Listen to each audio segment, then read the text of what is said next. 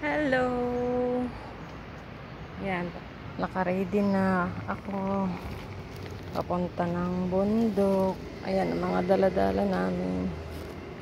Yan. Waiting na lang ako sa aking sundo. Pa ako sa park, nag-aantay. Wala pa yung aking sundo. Sabi 10 minutes, lampas na. Ayan. Wala pa yung aking sundo. Saan na yun? Ang aking boss. Walay pa, walay.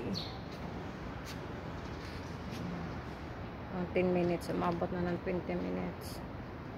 Dito yung tambayan ng mga matatanda, guys. Dito. So, ano na to? Wala pang matatanda. Mamaya pa sa hapon yung labasan nila. Ay, labasan ang punta dito. Ayan. Dito presko kasi ang hangin ba.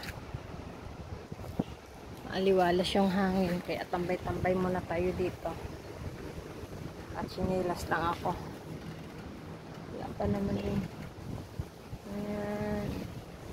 O, sarap ng hangin. Ayan. Ready na ako. Pero wala pa yung aking amo. Ano ba yan?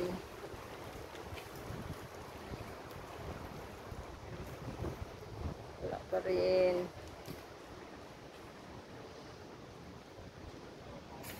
Ano? Mga puno. Kaya maganda dito. Maaliwalas. Mga puno, guys. Ang lalaki. Malilim siya kasi dito lahat paligid puno yung hangin ba. Utay-utay na labasan ng mga matatanda o meron na.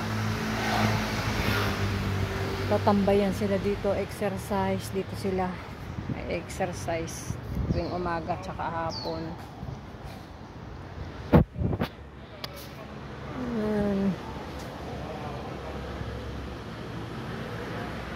Ang aming paligid dito, yan lang ang tapat, yan lang yung ano bahay ng amo ko. Tapos ito lang yung tapat, itong inuupuan ko. Tsaka yan lang. Ganyan lang. O, diba? Para Pilipinas lang din siya. Parang Pinas lang.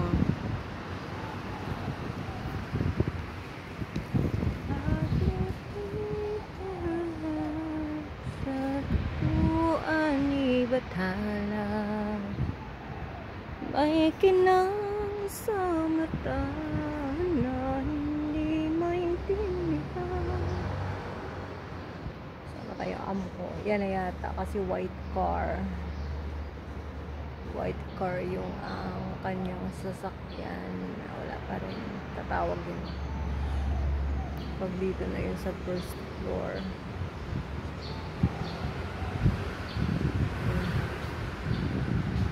Init ang panahon. Ayan. Sobrang init. Wala pa rin. Nag-aantay pa rin ako. Tanghali na siguro yung darating. Wala pa rin. At least ready na ako.